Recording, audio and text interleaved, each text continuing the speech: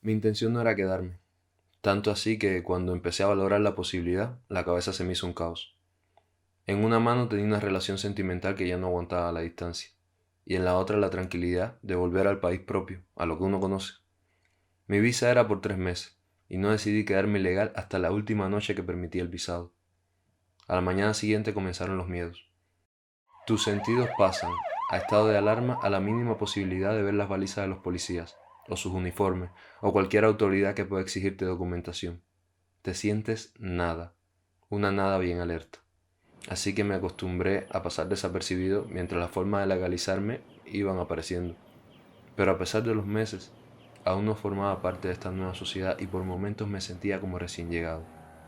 ¿Dónde se apaga el identificador que llevo conmigo, el cartel lumínico que indica que no soy de aquí? A primera vista, mis facciones, mi piel, mi pelo. A primer oído, mi forma de hablar que resulta tan ajena. Si es otro idioma, me intento de hablarlo. Si es el mismo idioma, para los demás también es mi intento de hablarlo. ¿Qué pasa con mi ropa? ¿Soy yo quien la vuelve inmigrante o la ropa me delata a mí? Delatar es la palabra que quería decir.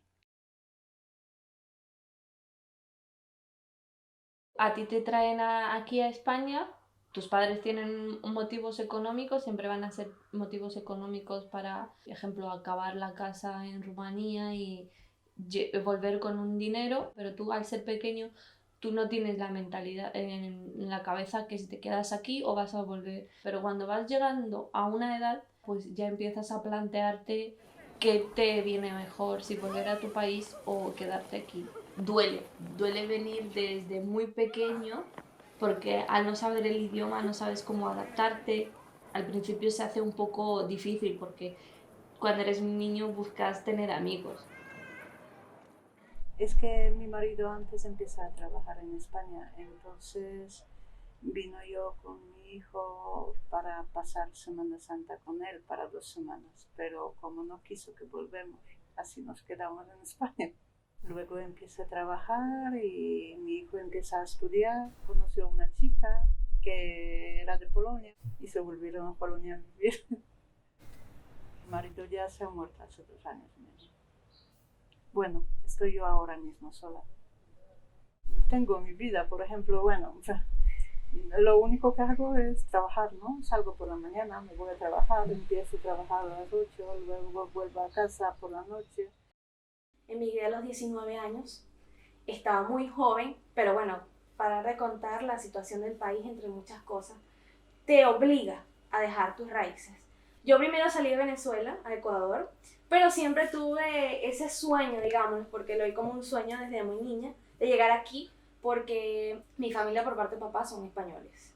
Realmente cuando salgo de Venezuela, yo me programé, pero cuando lo vives es un poco duro aceptar la realidad de no estar en tu tierra, tu casa.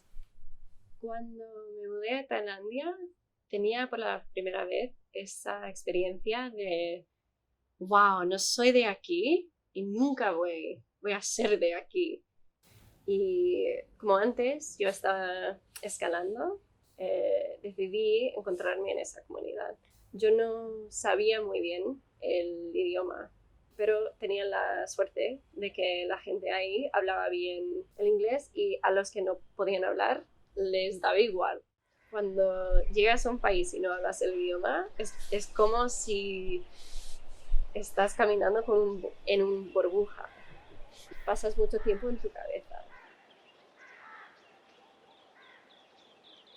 Yo quería vivir con mi padre porque era algo que me faltaba y era algo que le faltaba a él también. Y esa era una de las cosas. Y la segunda, yo necesitaba salir de Cuba porque no había futuro. Yo dije, yo voy a España. Desde el principio me lo planteé así. Mi sociedad iba a ser la española, no la cubana. No me considero inmigrante porque eso te segrega, te aparta, te ciega a la hora de aprender cosas nuevas, de sentir experiencias nuevas, de otro punto de vista que no conocías.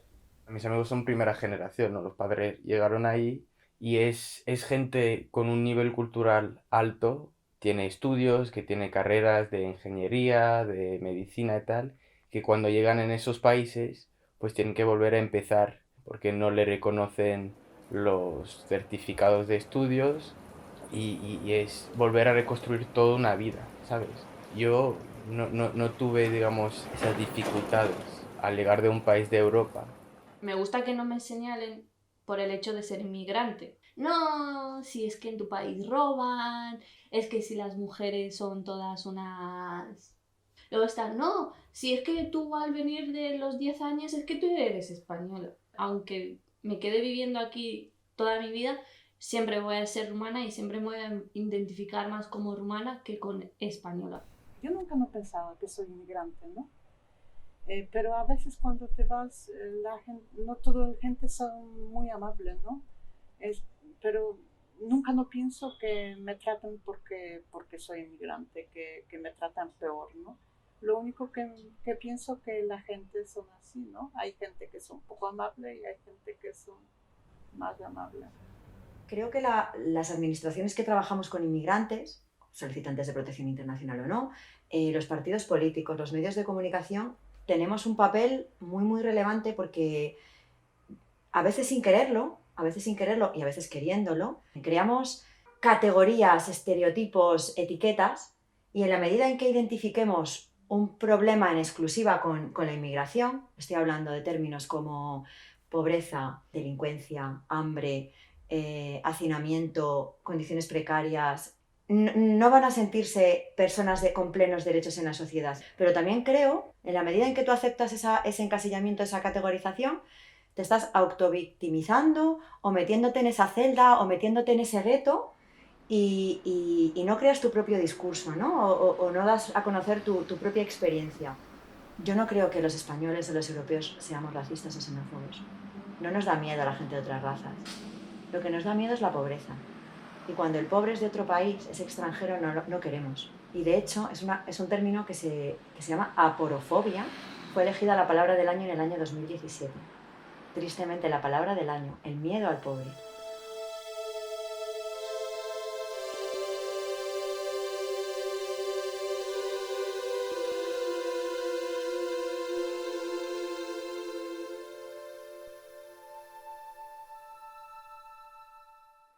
El Homo sapiens arcaico iba migrando durante toda su vida, con la evolución y la revolución agrícola en el Neolítico, que fue el paso de la caza-recolección a la agricultura y los asentamientos, comenzó el apego a lo material, incluso el sentido de propiedad como símbolo de estabilidad y certeza. Algunos teóricos catalogan esta parte de la historia como donde empezó nuestro desastre. ¿Por qué? Porque empezamos sembrando un huerto y por la misma línea terminamos siendo nacionalistas. Todavía resulta utópico que diferentes personas, con diferentes culturas, religiones, filosofías, etnias, convivan pacíficamente y con respeto mutuo. La humanidad se ha ido uniendo a través del tiempo, a causa de los imperios y sus conquistas, pero también a causa de las migraciones. La mezcla de cultura, la adopción de las tradiciones que se impongan y el olvido de otras consideradas débiles por su no permanencia, aseguran que un día el mundo será inevitablemente una misma cultura. Eso si llegamos allá, pues hasta hoy el ingrediente principal de toda conquista ha sido la sangre. No obstante, hay una máxima que ha dejado lugar a pocas alternativas. Sobrevive el que mejor se adapta, aquella persona que se integra a su realidad. En Venezuela me desempeñaba como docente, tenía mi propia compañía de baile. Luego comencé con mis primeras experiencias laborales en el ámbito de informática, soy programador. Una vez que fui a Ecuador desempeñé otras actividades que no iban vinculadas a estas dos actividades principales que desarrollaba en Venezuela. Como ayudante de cocina me tocó experimentar también el ámbito de la construcción.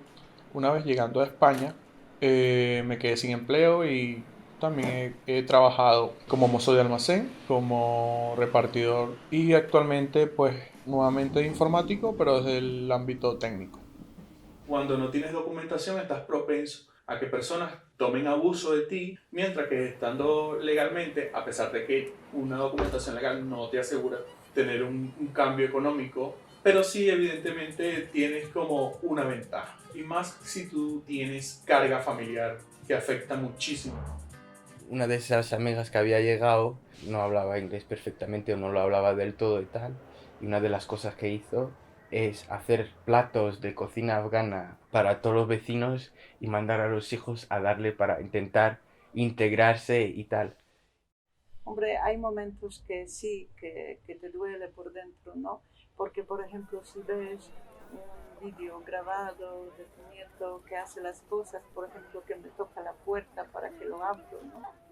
Cuando veo ellos con familia, es que me da un poco, tienes por dentro una cosa que te gancha para volver, para estar con tu familia, pero luego, no sé, no lo sé, no sé.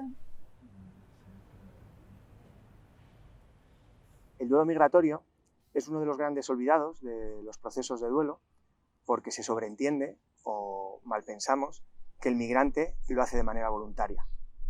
Algo que siempre es muy cuestionable, porque nadie migra a otro país si no tiene una necesidad apremiante. Cuando la situación, el contexto hace que el migrante tenga que desposeerse de su cultura de origen, es como a un árbol que le corta las raíces. Puede estar de pie, pero es mucho más débil. ¿Cómo me muevo sin mis bastones de apoyo? Que casi siempre tienen que ver con los vínculos familiares, con la amistad y con la cultura propia. Porque no se nos tiene que olvidar que los seres humanos somos profundamente sociales. Eso significa que cuando yo llego a una manada, a un grupo que considero externo, porque no acabo de entender, la ansiedad y el miedo va a surgir en todos y cada uno de nosotros. La cosa no es que surja el miedo, sino cómo transito ese miedo, ¿no? Una de las claves es poder integrarme en esa nueva manada sin olvidarme de cuáles son mis orígenes. No es duelo, es nostalgia a veces. No le echo de menos a vivir en Cuba, echo de menos a mis amistades y cada vez menos. Mi padre que tiene 20 años aquí, yo creo que todavía se siente de allá, muy de allá. Sobre todo lo que extraño es la Navidad. En el pueblo que vivo, detrás de casa, por decirlo así, hay un bosque. Entonces mi papá se iba con mis hermanos, cortaban un pequeño pino y lo traían a casa. Entonces olía a casa a pino riquísimo, con el calor de la chimenea, era un olor excelente. Días tradicionales como Thanksgiving o las Navidades, me fijo en cómo es la experiencia, porque es diferente. No me siento muy bien porque estoy pensando en la experiencia de ahí, pero también ahí no me sentía muy bien tampoco. Yo puedo integrarme, es como si fuera un péndulo. A veces me integro en la sociedad, intento entender cómo es la cultura, los horarios, la comida, la música, y otras veces me identifico con lo mío propio, ¿no? No tengo por qué ser como dicotómico, de aquí y no de allí, puedo ser las dos cosas.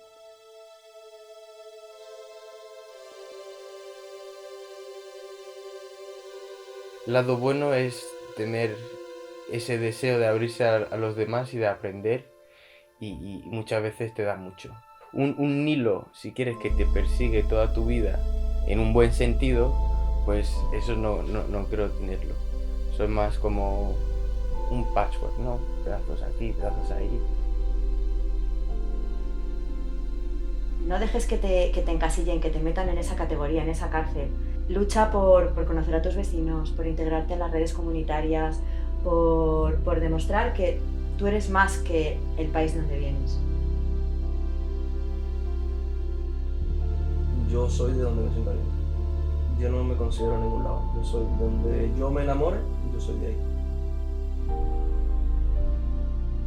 Hoy llevo las raíces con las que salí de Cuba, pero estas tienen una nueva forma que me permite sembrarlas y nutrirlas con la tierra que ahora habito. Y esta nueva tecnología les alerta a conciencia que no hay final para este viaje que un día inicié, que su crecimiento de forma completamente natural no es en la tierra y hacia abajo como las raíces de los árboles, sino que tiene forma de espiral y no conoce límites dentro de mí. Hoy me siento más libre.